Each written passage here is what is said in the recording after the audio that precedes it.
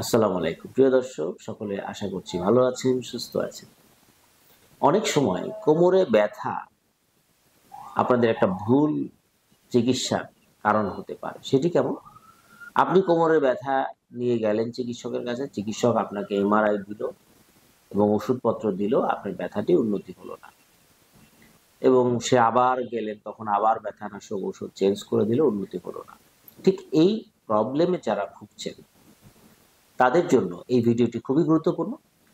কারণ আমি আজকে কথা বলবো আসলে কোমরের ব্যথা কিছু কিছু ক্ষেত্রে আমাদেরকে কারণগুলো অ্যানালাইসিস করতে পারি না।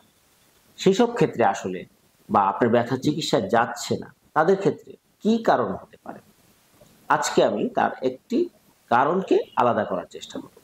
প্রথমত, আসলে কোমরের ব্যথা সবসময় কিন্তু মেরুদণ্ডের কারণে না। মনে রাখবেন, মেরুদণ্ডের কারণে সবসময় কিন্তু কোমরে ব্যথা না। এটি সাধারণত 2 থেকে 5% রোগীর ক্ষেত্রে এটা হতে পারে। কোনো কোনো ক্ষেত্রে খুবই গুরুত্বপূর্ণ একটি অবজারভেশন আমার রোগীরা সরাসরি করতে পারে যে কোমরে ব্যথা হচ্ছে কিন্তু আপনি পা ফেলতে পারছেন না, পা ফেললেই আপনার ব্যথা হচ্ছে। এটি যদি হয় তাহলে এটি বুঝবেন যে আপনি এটা কোটির জয়েন্টে ব্যথা। ঠিক এইখানে একটি জয়েন্টস আছে, পায়ের সাথে এটা সংযুক্ত কোমরের সাথে। যদি আপনি দেখেন যে পা ফেলতে গেলেই ব্যথা হচ্ছে, অথবা বিছনায় আপনি কোনো কারণে পা ভাঁজ করে এদিক সেদিক করতে গেলে আপনার ব্যথা হচ্ছে, তখন এটি বুঝবেন যে আসলে এটি কোমরে ব্যথার মেরুদণ্ডের কিছু না, বরং এটি কোটির জয়েন্টের কারণ। বেশিরভাগ ক্ষেত্রে প্রাথমিক পর্যায়ে এই কারণটি যদি চিকিৎসকের কাছে যান, তাহলে শারীরিক পরীক্ষায় আমরা কোটির জয়েন্টটাকে ডাইনে বামে মুভমেন্ট করে দেখি যে আসলে কোটির জয়েন্টে ব্যথা কিনা। যদি এটি স্বাভাবিক থাকে তাহলে এই মুভমেন্টটা স্বাভাবিক হয়, কিন্তু যদি অস্বাভাবিক থাকে তাহলে কোটির জয়েন্টটা বা পা, আপনার থাই, যেটাকে আমরা থাই বলি বা উরু বলি, সেই উরুটাকে ডানে বামে মুভমেন্ট করা যায় না। তারপরেও আরো কিছু শারীরিক পরীক্ষা রয়েছে যেগুলোর মাধ্যমে আমরা নিশ্চিত হতে পারি যে এটি আসলে কোটির সমস্যা।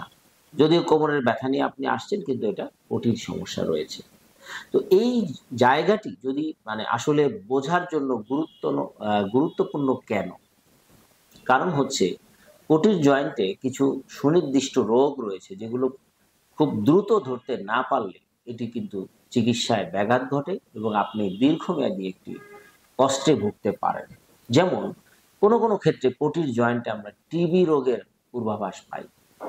সেটি যদি আগে থেকে চিহ্নিত করা না যায় তাহলে দেরি হয়ে গেলে টিবি হয়তো ভালো হয়ে যায়, কিন্তু আপনার জয়েন্টটা ফিক্সড হয়ে যায়, আপনি কিন্তু আর মুভমেন্ট করতে পারেন না।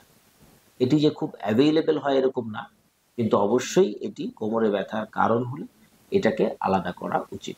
যদি আপনার হাঁটতে সমস্যা হয় বা পা ফেলতে গেলেই ব্যথা হয়। আবার কোনো কোনো ক্ষেত্রে কোটির জয়েন্টে অ্যাভাস্কুলার নেক্রোসিস নামে একটি ডিজিজ আছে, যেগুলো হলে কিন্তু অনেক কষ্ট বেড়ে যায়। পূর্বে থেকেই যদি অ্যাভাস্কুলার নেক্রোসিস অনেক সময় বোঝা যায়, তাহলে কিছু পদক্ষেপ নিয়ে এটাকে দীর্ঘমেয়াদী প্রক্রিয়ায় রূপান্তর করা যায় এবং কিছুটা আপনি ভালো থাকতে পারেন।